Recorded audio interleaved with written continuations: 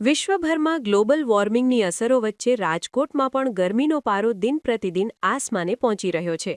આકરી ગરમીથી બચવા શહેરીજનો રસ્તા ઉપર મોઢા પર દુપટ્ટા અને માસ્ક બાંધીને નીકળવાની સાથે ઠંડા પીણાનો સહારો લઈ રહ્યા છે. રાજકોટ મહાનગરપાલિકાના આરોગ્ય અધિકારી ડોક્ટર જયેશ વાકણીએ લૂ અને હીટવેવથી બચવા માટેના પ્રાથમિક લક્ષણો અને તકેદારી અંગે ખાસ માર્ગદર્શન આપ્યું છે. તંત્ર દ્વારા કોઈપણ કટોકટીને પહોંચી વળવા માટે હોસ્પિટલોમાં દવાઓ અને બેડની પૂરતી વ્યવસ્થા કરવામાં આવી છે. નાગરિકોને બપોરના સમયે કામ વગર તડકામાં ન નીકળવા અને વધુ પ્રમાણમાં પ્રવાહી લેવા માટે અપીલ કરવામાં આવી છે. ગરમીના વધતા પ્રકોપ સામે તંત્ર અને જનતા બંને અત્યારે સાવચેતીના પગલાં ભરી રહ્યા છે. મુકેશ જાની મારું નામ છે. રાજકોટમાં અત્યારે ગરમી સખત પડી રહી છે. સરકારે પણ કેટલાક પગલાં લીધા છે, જેમ કે ટ્રાફિક સિગ્નલ ને 2 થી 4 બંધ રાખ્યા છે. એ બહુ સારી વાત છે. આવી રીતે લસ્સી, લીંબુ શરબત એ બધાની મદદથી પણ ગરમીમાં થોડીક રાહત મેળવી શકાય છે. નાળિયેર પાણી આ બધું જે અત્યારે મળે છે રાજકોટમાં ને ત્યાં, એનાથી બધાથી સારી રીતે ગરમીમાં રાહત મેળવી શકાય. હું રૂમાલ બાંધી લઉં છું, આખો ટોપી પહેરું છું અને એનાથી ગરમીનું પ્રોટેક્શન લઉં છું. પ્લસ પાણી પુષ્કળ પીવાનું, આ ગરમીથી બચવા માટે પાણી પુષ્કળ પીવું. રાજકોટ મહાનગરપાલિકાની આરોગ્ય શાખા દ્વારા છે, ખાસ કરીને ઇન્ડિયન મેટ્રોલોજીકલ ડિપાર્ટમેન્ટ દ્વારા હાલ માર્ચમાં જ તે એક રેડ એલર્ટ ને 2 ઓરેન્જ એલર્ટ ડિક્લેર કરવામાં આવ્યા હતા. અનુસંધાને ખાસ કરીને હીટવેવની આગાહી જે છે એ અનુસંધાને રાજકોટ સમગ્ર વિસ્તારની અંદર જે છે એ લોકોને એક માહિતી આપવા માગું છું. ખાસ કરીને જોવા જઈએ તો હીટ રિલેટેડ ઇલનેસ એટલે કે લૂ લાગવાથી બચવા માટે શું કરવું જોઈએ. બની શકે તો લોકોએ બપોરના સમયે પીક અવર્સ એટલે કે 12 થી 4ના સમયમાં બહાર જવાનું જે છે એ ટાળવું જોઈએ.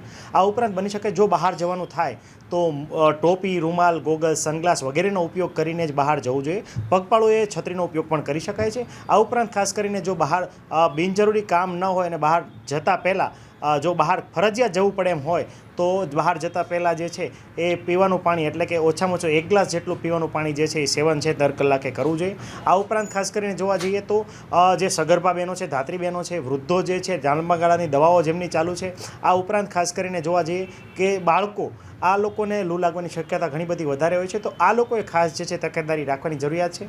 આ ઉપરાંત લોકોને પીવાના પાણીની સાથે સાથે શરીરની અંદર જે છે ખનિજ દ્રવ્યોની માત્રા જાળવવા માટે એટલે કે ઇલેક્ટ્રોલાઇટની માત્રા મેન્ટેન કરવા માટે જોવા જઈએ તો લીંબુ પાણી, લીંબુ શરબત, નમકનું પાણી, આ ઉપરાંત ઘણી વખત જે છે કુદરતી રીતે મળતા ઠંડા પીણાઓ જેવા કે શેરડીનો રસ, મોસંબી, સંતરા, નારંગી, તરબૂચ, આ ઉપરાંત શક્કરટેટી વગેરે જેવા ફળોનું સેવન કે એના જ્યુસનું સેવન કરવું ખૂબ હિતાવહ છે. કુદરતી રીતે મળતા ઠંડા પીણા દાખલા તરીકે છાશ છે, ઘોળું જે છે વગેરેનું સેવન પણ જે છે કરવું ખૂબ હિતકારક છે. આ ઉપરાંત ખાસ કરીને સૌથી વધારે હીટ વેવની શક્યતા જે છે ગરમીમાં સીધા સંપર્કમાં રહીને કામ કરતા મજૂરો અથવા લેબર ઉપર રહેલી હોય છે. ખાસ કરીને કન્સ્ટ્રક્શન સાઇટ એટલે કે જે બાંધકામની સાઇટ, કોઈક જગ્યાએ ખોદકામ ચાલતું હોય વગેરે જેવા જે લેબર જે છે એમણે ખાસ જે છે લૂ લાગવાથી બચવા માટે સાવધાની રાખવાની ખૂબ જરૂરિયાત છે. બની શકે તો રાજકોટ મહાનગરપાલિકા દ્વારા હાલ જે છે તમામ બિલ્ડિંગ એસોસિએશનને, બિલ્ડર એસોસિએશનને એક અપીલ કરવામાં આવી છે કે બની શકે તો બપોરના સમયે જે છે કામગીરી જે છે બંધ રાખવી. ઉપરાંત ખાસ કરીને સવારે અને સાંજે છે કામગીરીના કલાકો જે છે લંબાવી શકાય છે. લેબર માટે ORS અને પીવાના પાણીની, ઠંડા પીવાના પાણીની વ્યવસ્થા કરવા માટેની પણ સૂચના આવી છે.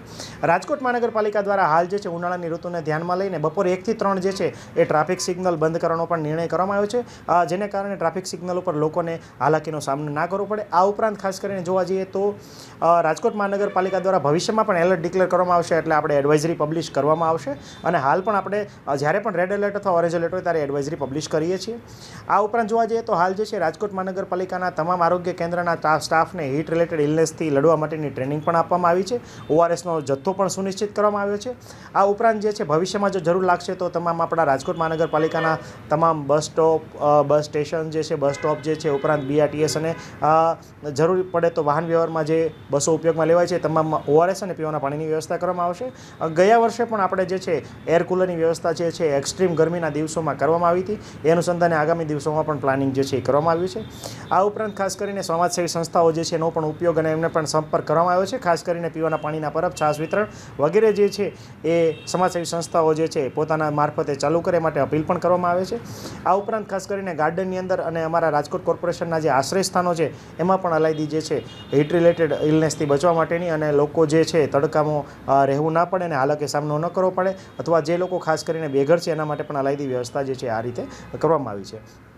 આ ઉપરાંત ખાસ કરીને લોકોને હીટ રિલેટેડ ઇલનેસ એટલે કે લૂ લાગવાના લક્ષણો શું છે એ પણ જણાવવા માગું છું. ખાસ કરીને ચક્કર આવવા, માથામાં દુખાવો ઉપડવો, આ ઉપરાંત ખાસ કરીને મોઢું કોરું પડી જવું, શરીર લાલ થઈ જવું, સ્નાયુમાં કંપવા અનુભવવા, કોઈપણ પ્રકારના કારણ વગર તાવ અનુભવવું, આ ઉપરાંત શરીરમાં કોઈપણ પ્રકારનો પરસેવો ન વળો, ઘણી વખત ખૂબ જ પરસેવો વળી ગયા પછી શરીર સાવ કોરું પડી જવું, આ ઉપરાંત જે છે તરસ ન લાગવી, બેશુદ્ધ થઈ જવું અને ઘણી વખત જે છે એ ચામડીનો રંગ લાલ થઈ જવો વગેરે જેવા લક્ષણો કોઈ પણ જણાય તો તાત્કાલિક નજીકના આરોગ્ય કેન્દ્ર અથવા કોઈપણ દવાખાનાનો સંપર્ક કરવો જોઈએ.